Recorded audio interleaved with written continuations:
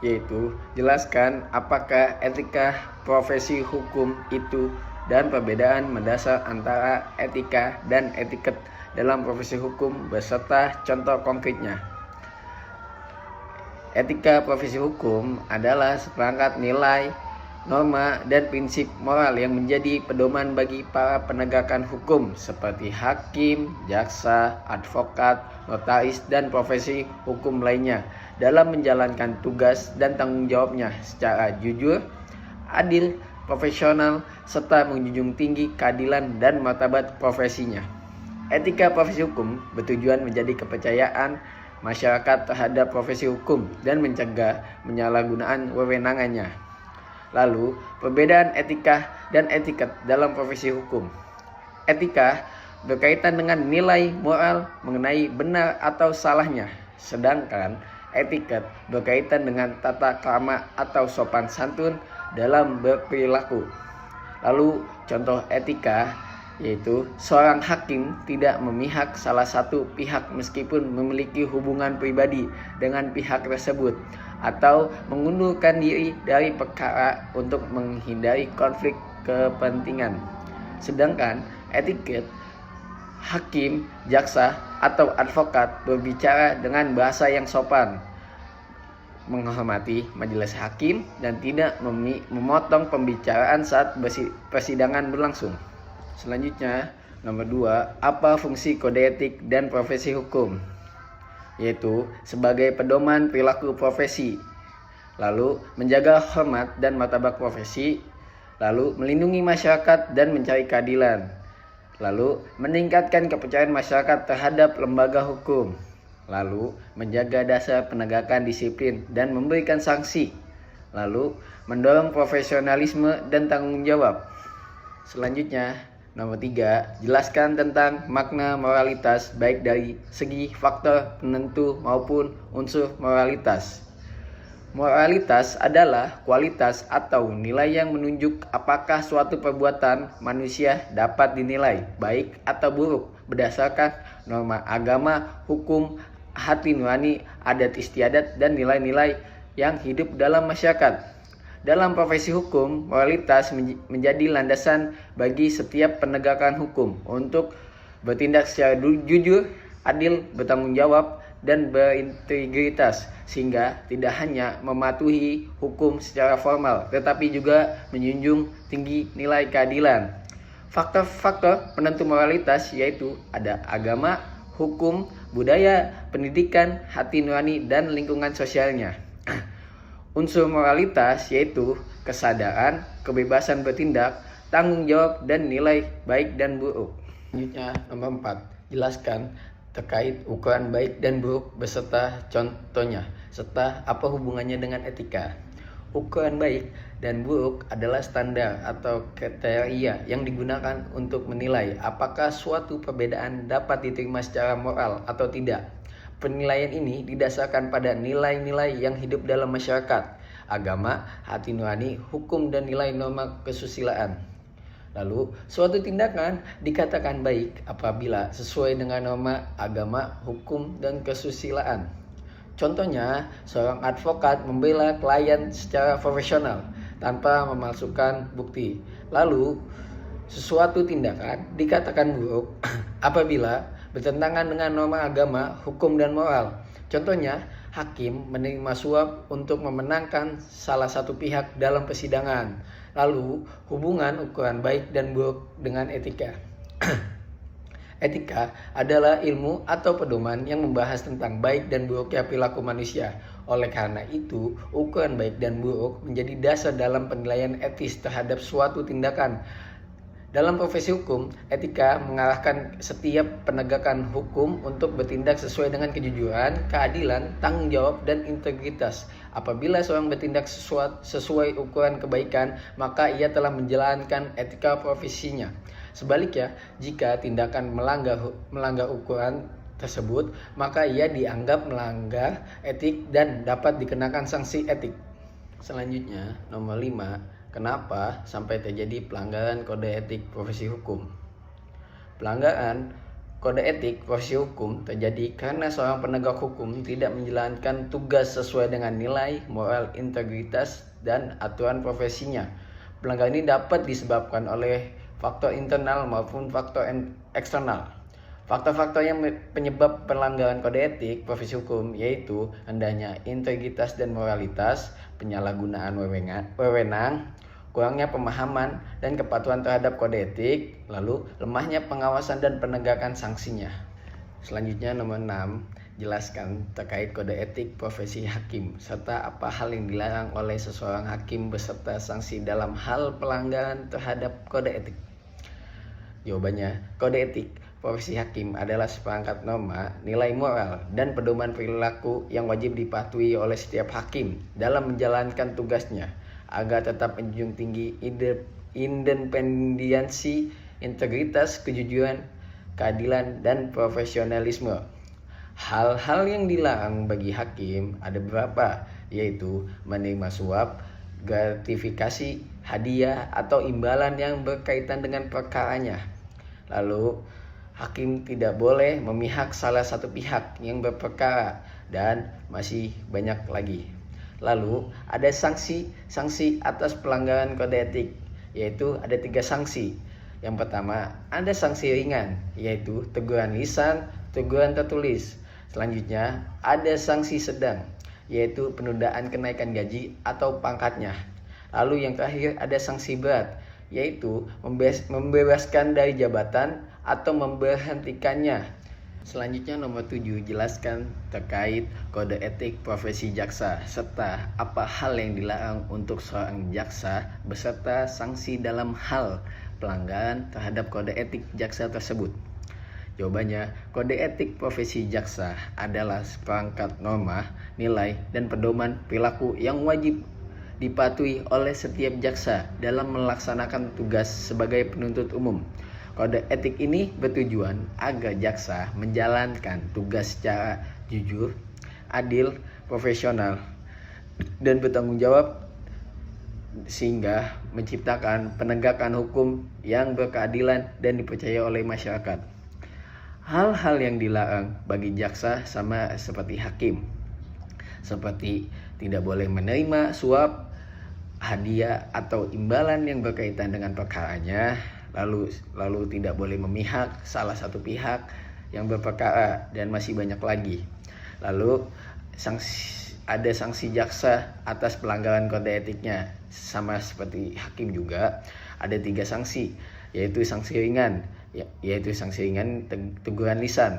Ada sanksi sedang, yaitu penundaan kenaikan gaji atau pangkatnya. Lalu yang terakhir ada sanksi berat, yaitu pembebasan dari jabatan atau pemberhentian sementara. Selanjutnya nomor 8, jelaskan terkait kode etik profesi advokat serta apa hal yang dilarang untuk seorang advokat beserta sanksi dalam hal pelanggaran terhadap kode etik advokat tersebut. Jawabannya, kode etik profesi advokat adalah seperangkat norma atau aturan yang mengatur sikap, perilaku, serta kewajiban advokat dalam menjalankan profesinya. Kode etik ini bertujuan agar advokat menjalankan tugas secara jujur, mandiri, profesional, bertanggung jawab, menjaga kehormatan profesi, dan memberikan pembelaan kepada klien berdasarkan hukum dan keadilan. Dasar hukumnya antara lain ada pada Undang-Undang Nomor 18 Tahun 2003 tentang advokat dan kode etik advokat di Indonesia. Hal-hal yang dilarang oleh advokat yaitu menerima atau menjanjikan suatu yang bertentangan dengan hukum untuk mempengaruhi keputusan hakim atau proses pengadilan, lalu membocorkan rahasia klien tanpa persetujuan klien atau tanpa alasan yang dibenarkan oleh hukum, dan masih banyak lagi. Lalu sanksi atas pelanggaran kode etik advokat yaitu teguran lisan atau teguran tertulis, peringatan keras, dan yang terakhir yaitu pemecatan. Selanjutnya nomor 9, jelaskan terkait kode etik profesi kepolisian serta apa hal yang dilarang untuk seorang anggota kepolisian beserta sanksi dalam hal pelanggaran terhadap kode etik kepolisian tersebut. Jawabannya, kode etik profesi kepolisian adalah seperangkat norma, nilai moral, dan pedoman perilaku yang wajib dipatuhi oleh setiap anggota kepolisian Republik Indonesia dalam menjalankan tugasnya sebagai pelindung, pengayom, dan pelayan masyarakat, serta penegak hukum. Kode etik ini bertujuan menjaga integritas, profesionalisme, disiplin, dan kepercayaan masyarakat terhadap institusi Polri. Hal-hal yang dilarang bagi anggota kepolisian yaitu penyalahgunaan jabatan atau wewenangan untuk kepentingan pribadi atau kelompoknya. Lalu melakukan pemerasan, kekerasan, penyiksaan, atau tindakan sewenang terhadap masyarakat. Dan lalu ada sanksi atau pelanggaran kode etik. Kode etik itu sama seperti hakim dan jaksa, yaitu ada ringan, yaitu teguran keras, ada sedang, yaitu penundaan kenaikan jabatan, dan berat, yaitu pemecatan atau pemberhentian. Selanjutnya, nomor 10, jelaskan terkait kode etik profesi notaris, serta apa hal yang dilarang untuk seorang notaris, beserta sanksi dalam hal pelanggaran terhadap kode etik notaris tersebut. Kode etik profesi notaris adalah seperangkat norma, nilai moral, dan pedoman perilaku yang wajib dipatuhi oleh setiap notaris dalam menjalankan jabatannya. Kode etik ini bertujuan menjaga kehormatan, martabat, integritas, dan profesionalisme notaris sebagai jabatan umum yang berwenang pembuatan akte autentik. Dasar hukumnya antara lain yaitu Undang-Undang Nomor 2 Tahun 2014 tentang perubahan atas Undang-Undang Nomor 30 Tahun 2004 tentang jabatan notaris serta Kode Etik Ikatan Notaris Indonesia. Hal-hal yang dilarang bagi notaris yaitu memalsukan isi akte atau pembuat akte yang tidak sesuai dengan fakta, lalu membocorkan rahasia jabatan atau isi akte kepada pihak yang tidak berwenang, dan masih banyak lagi. Sanksi atas pelanggaran kode etik notaris yaitu teguran lisan, peringatan, terus pemberhentian, dan yang terakhir adalah pemecatan paksa. Selanjutnya, nomor 11. Bandingkan pendekatan hakim beraliran realisme hukum dan positisme hukum dalam pemutusan perkara. Dalam aspek dasar, putusan positisme hukum berpegangan pada peraturan perundang-undangan yang berlaku. Sedangkan realisme hukum berpegangan pada fakta, kondisi sosial, dan dampak nyata putusan di masyarakat.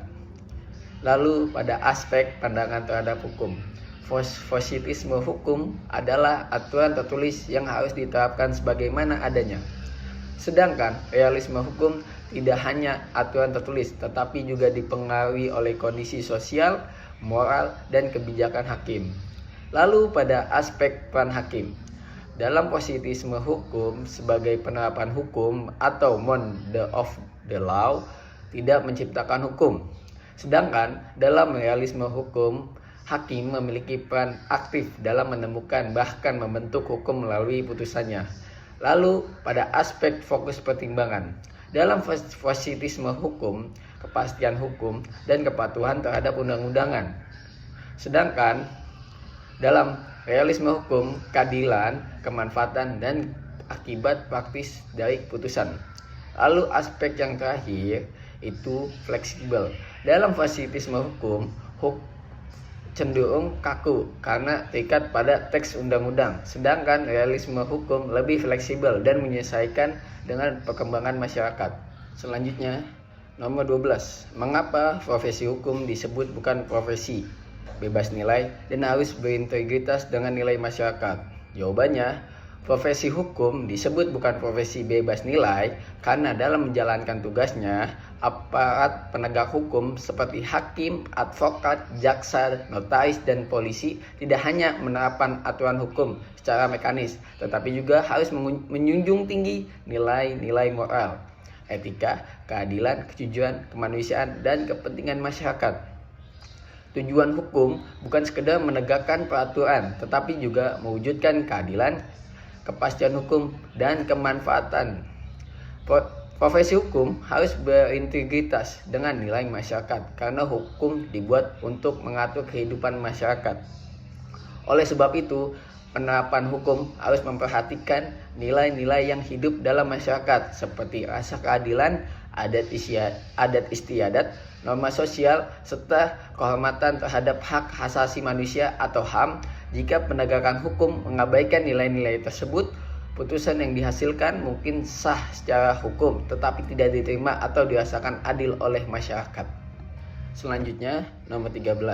Jelaskan kewajiban advokat terhadap kliennya dalam pasal 6 huruf A Undang-Undang Advokat dan sanksi penelantaran klien. Jawabannya, berdasarkan pasal 6 huruf A Undang-Undang Nomor 18 Tahun 2003 tentang advokat, seorang advokat dapat dikenakan tindakan apabila mengabaikan atau menelantarkan kepentingan kliennya sehingga merugikan kliennya tersebut. Artinya, advokat berkewajiban memberikan pendampingan hukum secara profesional, jujur, bertanggung jawab, dan itikat baik sampai perkara selesai atau hubungan pemberian kuasa berakhir sesuai ketentuan. Kewajiban advokat terdapat terhadap kliennya antaranya sebagai berikut, yaitu membela dan melindungi kepentingan hukum klien secara sungguh-sungguh, lalu memberikan nasihat dan bantuan hukum secara profesional, dan menjaga kerahasiaan segala informasi yang diperoleh dari kliennya, dan ada masih banyak lagi. Lalu, sanksi apabila advokat menelantarkan kliennya. Apabila advokat melanggar ketentuan sebagaimana yang dimaksud dalam pasal 6 huruf A Undang-Undang Advokat, ia dapat dikenakan tindakan disiplin sesuai pasal 7 Undang-Undang Nomor 18 Tahun 2003 tentang advokat, yaitu teguran lisan, teguran tertulis, pemberhentian sementara dari profesi advokat, dan yang terakhir, pemberhentian tetap dari profesi advokat. Selanjutnya, nomor 14. Prinsip kerahasiaan hubungan advokat klien atau privilege communication dan kondisi pengecualiannya. Jawabannya, prinsip kerahasiaan hubungan advokat dan klien atau privilege communication adalah prinsip yang mewajibkan advokat merahasiakan segala informasi, dokumen, dan keterangan yang diperoleh dari klien selama menjalankan profesinya. Kerahasiaan ini bertujuan memberikan rasa aman kepada klien agar dapat menyampaikan seluruh fakta secara jujur tanpa kekhawatiran informasi tersebut disebarluaskan. Di Indonesia, prinsip ini diatur dalam Undang-Undang Nomor 18 Tahun 2003 tentang advokat yang mewajibkan advokat menjaga rahasia klien bahkan setelah hubungan pemberian jasa hukum berakhir. Kondisi pengecualian prinsip kerahasiaan antara lainnya yaitu klien memberikan persetujuan kepada advokat untuk mengungkapkan informasi tertentu. Lalu, peraturan perundang-undangan mengharuskan mengungkap dalam keadaan tertentu. Lalu, mengungkapkan diperlukan untuk pembelaan kepentingan advokat dalam perkara yang berkaitan dengan hubungan profesinya dengan klien. Lalu, informasi digunakan untuk mencegah terjadi tindak pidana atau bahaya yang lebih besar apabila diwajibkan oleh hukum. Di luar keadaan tersebut, advokat tetap wajib menjaga kerahasiaan seluruh informasi yang diperoleh dari kliennya. Selanjutnya, nomor 15, batasan etis dalam promosi dan periklanan jasa hukum oleh advokat di media sosial. Jawabannya, dalam profesi advokat, promosi dan periklanan jasa hukum di media sosial diperbolehkan secara terbatas, tetapi harus tetap mematuhi Undang-Undang Nomor 18 Tahun 2003 tentang advokat serta Kode Etik Advokat Indonesia.